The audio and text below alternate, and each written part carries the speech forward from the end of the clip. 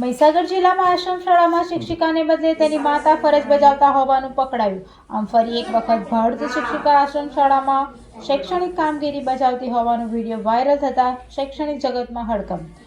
મહીસાગર જિલ્લાની આશ્રમ શાળામાં ફરજ પરની શિક્ષિકાની માતા બાળકોને ભણાવતા હોવાનો વિડીયો સામે આવતા તંત્ર એક્શનમાં આવેલ જોવા મળેલ છે.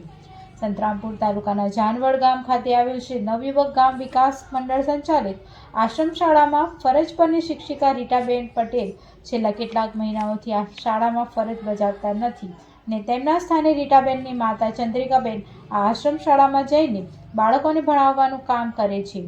આમ નકલી શિક્ષકનો સંતરામપુર તાલુકામાં પર્દાફાશ થતાં તેની હકીકતોની જાણ આદિજાતિ વિકાસ વર્ગ અધિકારી 2 આશ્રમ શાળા દાહોદને થતાં વિભાગ ઊંઘમાંથી સફાળું જાગેલ અને તમામ આશ્રમ શાળામાં લેખિતમાં જાણ કરીને નિયમો અનુસાર સંચાલન કરવાની જાણ કરીને માત્ર સંતોષ પામેલ છે તેવું જોવા મળે છે.